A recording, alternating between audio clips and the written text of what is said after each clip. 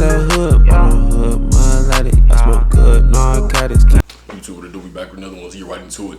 Everybody wants to win, right? But how do you react and how do you respond when you lose? How do you respond when you take a loss? How does that make you feel? Do you think of it as the end all be all? Or do you just think it's not a loss, it's a lesson?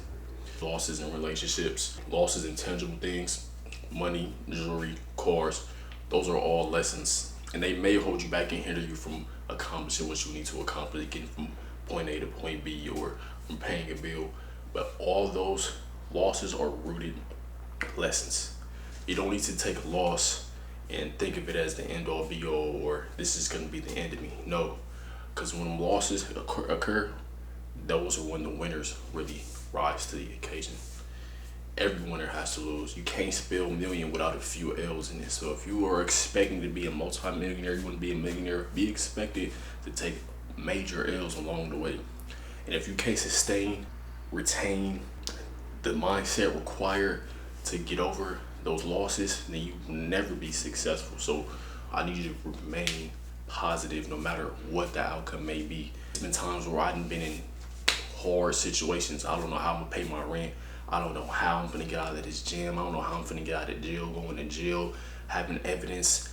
I don't know how, but just having a positive mindset, you will be able to overcome anything. I had recently went to jail for a gun. I'm a prohibited possessor because I'm a felon in California, correct? Well, I'm an ex-felon out of California. But anyways, I go to jail for a gun, they find the gun, they take me to jail. My bond was $25,000. You know, out here in Arizona, you either pay the $25,000 bond, which is a secure bond, or you're gonna do a bailsman and pay 1 to 10%. But at the time, my bond was set at $25,000. So I'm sitting in jail, I had to wait 2 weeks, and in Arizona, if they have 10 days to indict you. So on my 10th day, I still get indicted. I'm thinking I'm going home. So I go to my preliminary hearing. Lawyers fighting, my lawyer's fighting, the prosecution's making their point. The judge is overriding everything my lawyer is saying. So I told my lawyer, I said, hey, if you can't fight for me, it's like if the prosecution is gonna win this, you need to try to get my bail, my bond lowered since I don't have a victim in my case. So that's what happened. So they lowered my bond from $25,000 to $5,000, and I was able to bail out. Just by having a positive attitude and just by speaking and opening my mouth is what got me out of jail. And having a positive attitude, even though I was in the worst position possible, my face was breaking out, my skin was peeling, I just looked crazy. And I'm really grateful that I had the support for the people that were in my corner during that time. I've overcame so many challenges, from being homeless to sleeping in my car, to not knowing what I'm gonna eat, how I'm gonna eat, not having a job, not having no sources of income, not having any money, having $0. I was at a point in my life where I had $0. I had no money at all, but I was still smiling, I was still happy, and I was still putting my foot in front of the other. And that's exactly what you gotta do if you wanna be successful. Success doesn't hit the same when it's handed to you, when it's inherited. If you have to go through the mud, if you have to really grind and you have to really sacrifice, that's what makes success more significant than as opposed to just having it handed to you. Because trust and believe, you don't want anything just handed to you because it oftentimes comes with strings. Anything that's just handed to you, somebody on to offer you something, it's gonna come with a string. And you don't want those strings. You want to be able to conduct your own strings. You want to be able to play with your own puppets. You don't want to be the puppet in somebody else's life. No, that's not what you want to do, bro. That's not what you want to do. Stop pouring all your attention and focus on these women as well, because these women are focusing on men that are winning. They're not focused on men that are chasing them, because men that are chasing women are broke. A man that's chasing a woman is broke. He's either broke physically, he's mentally broke, financially broke. There's levels of being broke. Women focus on winners. So you need to focus on winning if you want to attract the woman that you want, if you want to have the ability to date with ease and attract the woman of your dreams. That's not what this video is really about. It may not make sense to you right now and it may sound repetitive, but you need to hear this every day. You need to come to this channel every day. You need to hear a great message. How do you handle your losses though? Handling losses is something that you have to be able to adapt to as a man, because you're going to lose a lot in life. You're going to lose friends, you're going to lose money, you're going to lose, and it's going to require you to stay solid. I done lost my cool, I done lost my control, I done lost my emotion, I done lost control of my emotions because I lost money. It's losing $600 in a day, day trading or whatever it may be, losing thousands of dollars. Like I'm not as emotionally disciplined when I'm acting out of emotion. So you need to get more emotionally disciplined and control your emotions and regulate your emotions. It's hard to do. It really is hard to do because we as men don't deal with emotions how women do. When we feel something, if we're mad, we're gonna just be mad. If we're happy, we're just gonna be happy. Women, they have all type of different emotions, all type of different feelings at once. We don't deal with that. So when I'm mad, I'm just flat out straight up mad. And there's nothing that can really calm me down at that moment. It's gonna take time. But as you get older, that's not cool. It becomes unacceptable because you're too old to be acting like that. No one wants to be around a man that can't control his emotions. Being happy, being grateful, being positive, being able, being fit.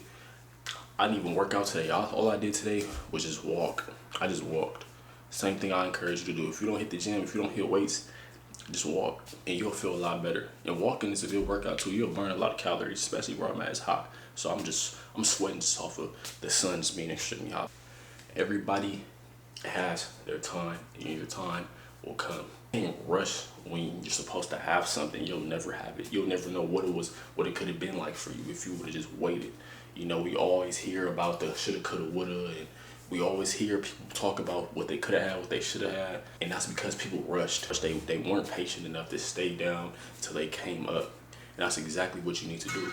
That's exactly what I did. I stayed down till I came up. I slept in my car for 3 months. I was going to the gym to shower. Sometimes I didn't shower. I would go to work. I would go to my car. I'd just be in my car. I wouldn't even eat some days.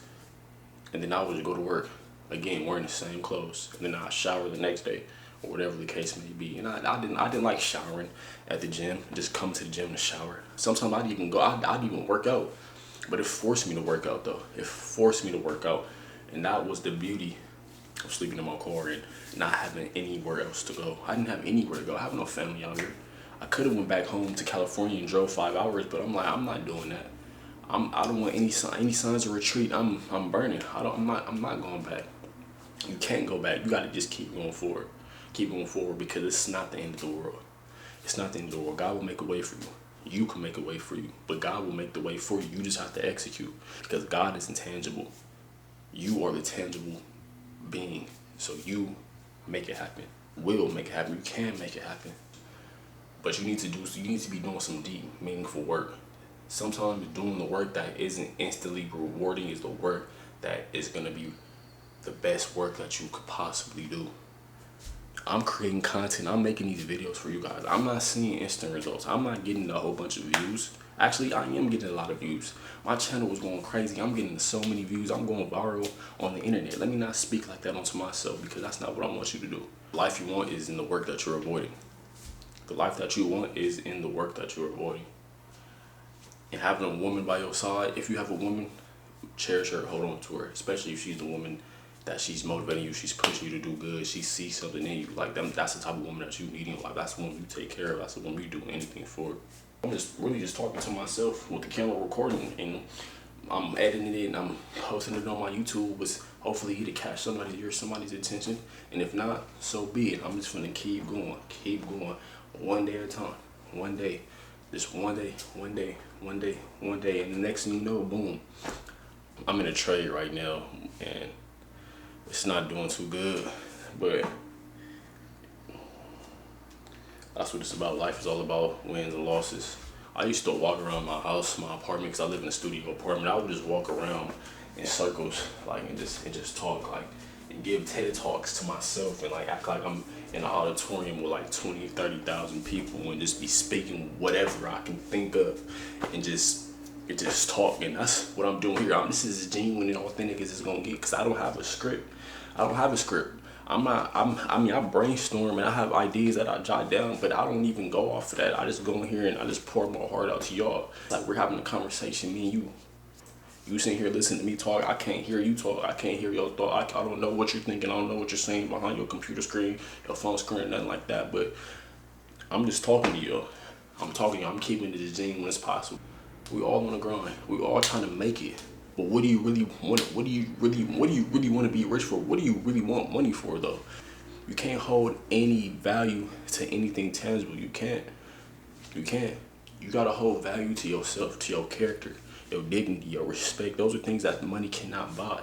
Money can't buy character. You can't teach character. You can't teach anybody how to be a certain type of way, be a respectable, grateful, positive person. That's not something you can teach. That's just something that has to be in you. A lot of people don't have it in them because they're so money driven, they're so flesh driven, they're worldly driven.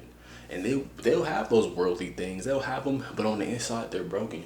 They don't have anybody that really messes with them. They're not really respected. Nobody wants to be around them. And if people do want to be around them, it's for the wrong reasons. Imagine being somebody, you got all the material in the world, and people want to. You have a lot of people around you, but the people around you are only around you because of what you got. They don't really mess with you for real, and they most likely probably plotting behind your back.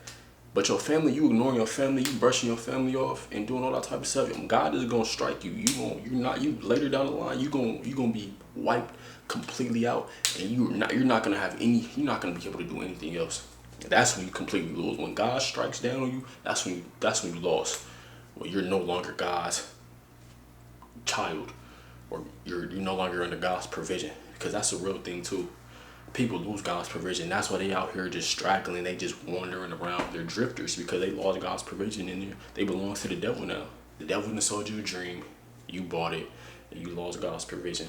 I'd rather have God's provision any day over the devil's material and the devil's playbook, because the devil owns real estate too. The devil's rich too. The devil has things. The devil can give you things. The devil's gonna bribe you with the money and with the cars and the jewelry. He's gonna give you those things. God, he doesn't want you to give value to those things. He wants you to value the relationship with him, so you can have the things in life that's worth having, like a harmonious family, health. You can't buy having respect, having loyalty. You know how rare it is to have loyalty. Have people around you that are loyal to you, that wouldn't do anything to hurt you or even talk bad about you. You know how rare that is? It's not rare to have a car, a nice car. It's not rare. But it's rare to have loyalty. It's rare to have people that love you and care for you and would do anything for you without any string attached, without any ulterior motive. It's rare. So I would rather have that. And the money is gonna follow naturally.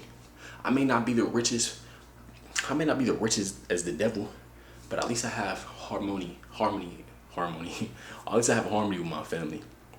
At least I have harmony in my relationships. At least I'm respected. At least I'm loved and I'm valued. I'm not just tolerated. A lot of people are just tolerated because of what they have. They're just tolerated what they have. And they hurt their family. They hurt family members. They put them in jail. They talk bad about them. They do bad things. And I was a person that did bad things. I did bad things to people. I did. But God knows what was in my heart. I had pure intentions. God knows what was in my heart from jump. He knows I didn't want to do certain things, but I still did them anyway because I was worldly and I was flesh driven at the time. And I didn't really know any better. But now that I know better, I won't do those things again. And I don't want you to do those things again. And I don't mean to make this so much about me, this video about me, because it's not about me. It's about you. It's about the viewers. It's about my family. And I want y'all to make better decisions than me, as I always say. So with that being said, love. I'm at that hood, but I'm hood, my lady. I smoke good narcotics.